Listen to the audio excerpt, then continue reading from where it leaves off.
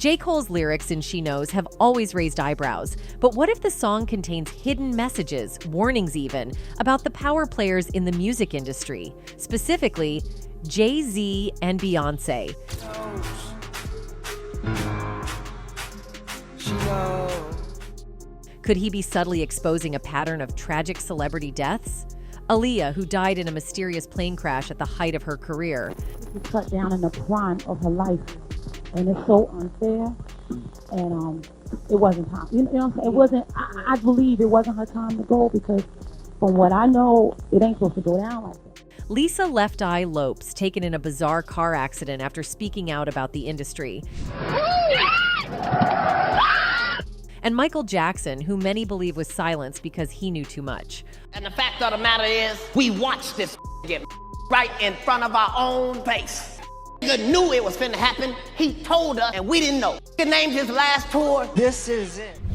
Are these names just dropped for effect, or is there a deeper, more sinister truth behind the scenes? JCole has always been one to speak truth through his music, subtly planting seeds of doubt about the entertainment industry and its key players. His song She Knows might just be one of the most controversial in his catalog.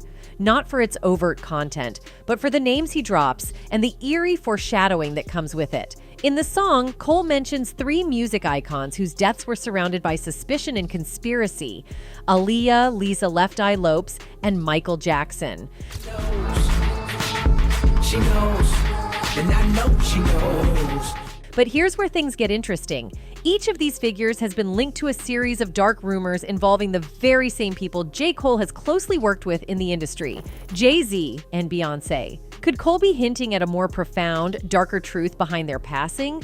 Let's start with Aaliyah. Prior to her untimely demise, Aaliyah was poised to ascend as one of the most influential music icons of her generation. She had effortlessly claimed her title as the Princess of R&B, solidifying her status as one of the late 90s most commercially successful female artists. However, this promising trajectory met a tragic halt when, as per official reports, her plane crashed while en route to Florida following the filming of a music video in the Bahamas. The plane crash that killed a rising star in the world of music and film. Reaction today after Aaliyah and 8 others were killed when their plane went down. The official story seemed tragic enough, but fans did not buy it for 1 second. In fact, there have been several theories that have been brought up to try and explain what happened to Aaliyah. For starters, Mary J. Blige did an interview where she referred to Aaliyah's death as a spiritual M and said it wasn't supposed to go down like that. I just know that was, you know what I'm saying, that was a spiritual, whether people know it or not, because God don't kill people, you know what I'm saying, whether people know it or not. And I could go deep, but a lot of people I would have to really bring who. But that wasn't the only time Mary openly speculated about Aaliyah's death. In a 2006 interview with Oprah, Mary J. Blige opened up about her emotional reaction to Aaliyah's death. She shared, "Aaliyah had just died, and my life mirrored hers. We weren't close friends, but I had spoken to her a couple of times. I could have been that woman on that plane." Later, Mary elaborated on the impact Aaliyah's passing had on her. She said, "We weren't close, but seeing her die made me realize I might be next." Expressing her fears, she added, "I didn't know what accident or overdose they would stage for me, but I was terrified." Aaliyah rose to fame at 15 with her gold album Age Ain't Nothing But a Number, which sparked rumors about her relationship with R. Kelly. In a 1994 Vibe interview, she described her connection with Kelly as close, dismissing rumors of a romantic involvement. However, controversy intensified when a marriage certificate surfaced, revealing they secretly wed when Aaliyah was just 15, although it listed her as 18. Her parents quickly annulled the marriage, and both Aaliyah and Kelly denied the union. Despite this, rumors linking Aaliyah and Kelly persisted, and in later years, Damon Dash, co-founder of Rockefeller Records, addressed Jay-Z's association with R. Kelly. In a podcast, Dash acknowledged Kelly's crimes, stating, "He's where he belongs," and suggested he had knowledge of the harm Kelly inflicted on Aaliyah. Yeah, I think he's where he belongs. I mean, I know Aaliyah, so I know what he did. I can't be objective about that. When asked whether he had ever confronted R. Kelly about his treatment of Aaliyah, Damon revealed that Aaliyah had personally asked him to leave it alone completely. He also confirmed that he and R. Kelly had appeared in the same music video, although Aaliyah had requested that they not engage in any confrontations or share scenes with the bump and grind singer. However, after knowing the truth, Damon expressed his discomfort with the fact that Jay-Z had chosen to collaborate on an album with R. Kelly, the best of both worlds. He also recounted a time when both he and Jay-Z had pursued a romantic interest in Aaliyah, stating that she had shown interest in both of them. As a result, Damon noted that he didn't want any part of the project. "I'm not there as an executive producer. Just don't put my name on that. I don't want no money from that. If it is, put it towards the Aaliyah Foundation." All in all, Jay-Z's alleged involvement in Aaliyah's demise has also been linked to Beyonce. As you already know, Aaliyah was the queen of R&B during her time, and this meant that the Illuminati wanted to recruit her, but Aaliyah was not having it. Her refusal to join the movement might have angered Jay-Z and other members of the cult, who then opted to have her replaced. It was around the same time when Jay-Z met Beyonce. The Illuminati, which kept Jay-Z on leash, selected Beyonce to carry on the legacy because Aaliyah had refused to join them. Meanwhile, Aaliyah was gaining more knowledge about the Illuminati, and the more knowledge she gained, the more she realized her life was in danger. Weeks before Aaliyah's death, in an interview in Paris, she mentioned a dream saying, "It's dark in my favorite dream. Someone is after me. Don't know why. I got fear. Then, suddenly I lift off. I fly away, far away. How do I feel now? It is like swimming in the air, free and without any weight. No one can reach me. No one can touch me. It's a wonderful feeling." The someone that was after her was probably Jay-Z, who had been instructed by the Illuminati, and the sudden lift off that she speaks of represents death, but she is still unaware. To some, this theory might seem far-fetched, but when you take a closer look at the Carters' lives, then you begin to notice how Aaliyah's demise cemented their path to success. In fact, it can all be seen by how Beyonce is currently living the life that Aaliyah could only dream about. I know why I'm so fortunate and so blessed. This can be proved by going back to the interview that Aaliyah did in Paris just weeks before she died, where she talked about all of the dreams that she wanted to fulfill. Here's another quote from Aaliyah's last interview in Paris. "Next, I want to let another dream come true. No, 2 dreams. I will design clothes and accessories together with a friend." Is Beyonce not designing clothes and accessories? Yes, she is. Aaliyah was gaining fans from all over the world, so the Illuminati saw her as a green light. They wanted her to join them, but she refused. Anyone who refuses the Illuminati will reap a tarnished image as a warning. Then the next step is death. Weeks before Aaliyah's death, in the same interview in Paris, she mentioned a different type of dream. Here's what she said. "It's dark in my favorite dream. Someone is after me. Don't know why. I got fear. Then suddenly I lift off. I fly away, far away. How do I feel now? It is like swimming in the air, free and without any weight. No one can reach me. No one can touch me. It's a wonderful feeling." The someone that was after her was the Illuminati, and many fans believe that the sudden lift off that she spoke of represents death, but she is still unaware. Weeks later, Aaliyah's plane crashes in the Bahamas, and she is gone. Right after Aaliyah's death, Jay-Z came out with a remix of Aaliyah's song, "I Miss You." In the song, he said, "You used to read Seed of the Soul." We used to read Seed of the Soul, I know God perfecting you. Now, some of you may know that Seed of the Soul is a book about opening your third eye. Once your third eye is opened, your intuition is at its highest peak. So, could this be the origin of Aaliyah's favorite dream? Her third eye was opened, and she was being warned of something, but she didn't have enough time to put the pieces together correctly. In any case, there have been claims of foul play in Aaliyah's tragic demise. Apparently, the tiny aircraft had exceeded its allotted weight by several hundred pounds. In addition, the weight was improperly distributed, making the aircraft difficult to control while in the air. A toxicology report also revealed that the pilot had reportedly faked his license and was under the influence of alcohol and nose candy at the time of the accident. And then we have Lisa Left Eye. Lisa Left Eye Lopes, a name synonymous with both musical brilliance and personal tumult, led a life that unfolded like a captivating drama on the world stage. The shadows of a strained family life were marked by a strict father and complex dynamics. My mother and father had been together for 12 years before they got divorced. He was kind of abusive when it came to my mother. You know, they'd get into their little arguments and stuff, but he'd get a little bit physical. It was the strained relationship with her parents that made Lisa's life a roller coaster of highs and lows. In fact, it was her relationship with her father that actually led her to substance AB. When I was 15, I could actually drink a large amount of alcohol and not get tipsy.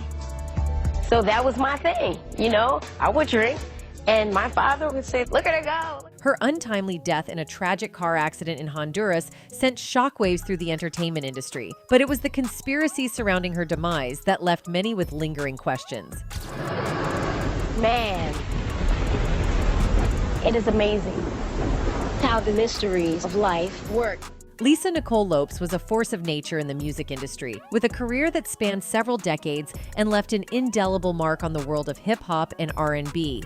Born on May 27, 1971, in Philadelphia, Pennsylvania, Lisa's journey to stardom was a testament to her unwavering determination and exceptional talent.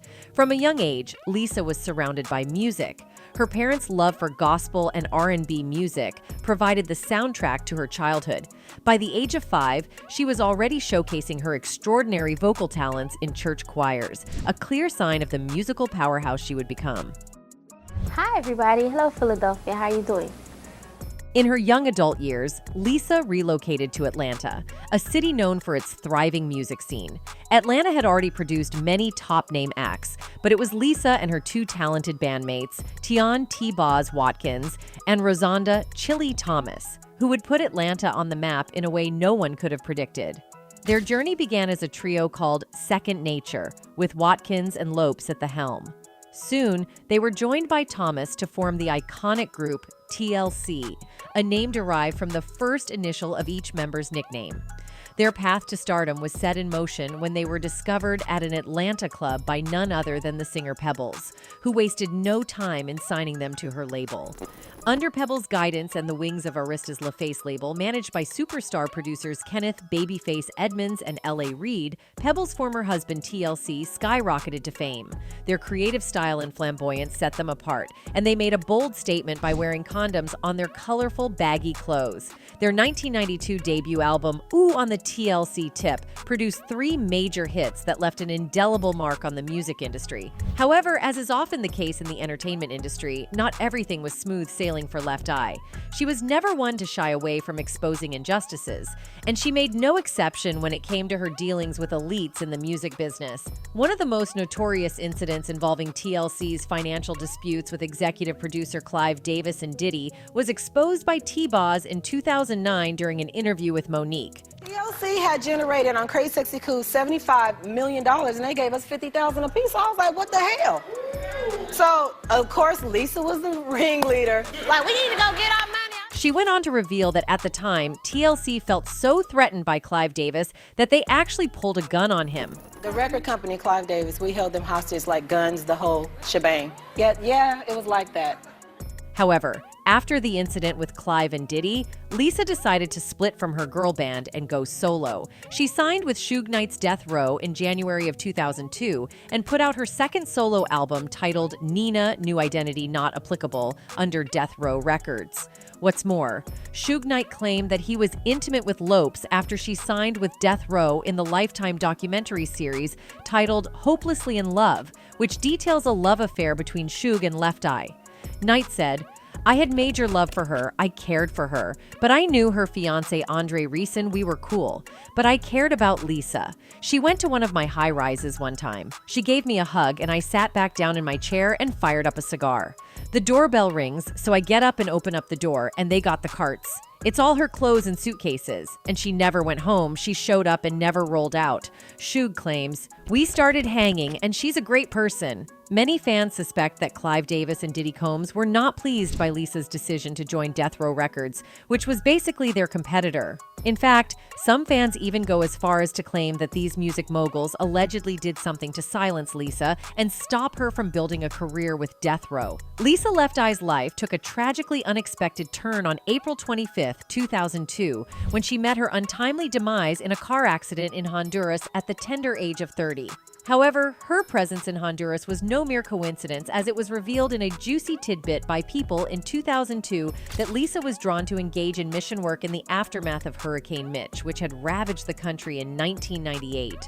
Evidently, beyond her professional success, Lisa was a philanthropist at heart, drawn to engage in mission work and make a difference in the lives of those less fortunate. Lisa embarked on a 30-day spiritual retreat in Honduras, joined by some close friends. This remarkable journey was not only a personal quest, but also a documented one, with Lisa capturing her experiences on a handheld camera.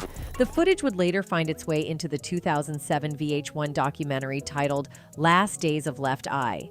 Yet beneath the surface of this spiritual sojourn, an eerie aura of mystery shrouded the events leading up to her tragic demise. The aftermath was a scene of heartbreak and chaos. Tragically, Lisa was one of 3 passengers ejected from the vehicle, succumbing to blunt force trauma to the head upon impact. While the other occupants of the SUV endured injuries, Lisa Lopes was the sole casualty of the harrowing crash, leaving a void in the world of music and a host of unanswered questions in her wake. Another celebrity whose name popped up in JCole's song was Michael Jackson. Michael Jackson's death in 2009 shocked the world. Officially, it was due to acute propofol intoxication, but many believe there was more to the story. Jackson had long been vocal about the exploitation and corruption in the music industry. He had spoken about the conspiracy against him, warning his fans that powerful figures were out to destroy him. Janet Jackson definitely feels like MJ's death may have been a setup, but she's not the only family member who believes that. MJ's sister LaToya did also spill that there was definitely something fishy about her brother's death. In an interview, she once revealed, Rat Murray is simply the fall guy. This was definitely something that was premeditated, that they had planned to do, and they planned to take my brother out, and my brother knew it. According to LaToya, the explanation Michael gave her for thinking someone was after him was that they were after his catalogs. She said, "He explained it to me. He explained, it's because of my catalog, which is my publishing, and they're after it, and they want their hands on it, and they want to take it away from me." So Michael developed this love-hate relationship with his catalog. Not the first time LaToya said that, by the way. In an interview with CNN, she also made it very clear that she knew the death was planned. Because first of all, Michael told me that they were going to take him down. He was afraid. According to LaToya, when Michael walked into the house that fateful night, he had a gut feeling that something ominous was about to happen. And sure enough, as soon as he passed, some of the very people he'd been suspicious of started taking control of his estate. In fact, she didn't hold back from naming names, one of them being Dr. Tomey, who managed Michael's affairs towards the end of his life.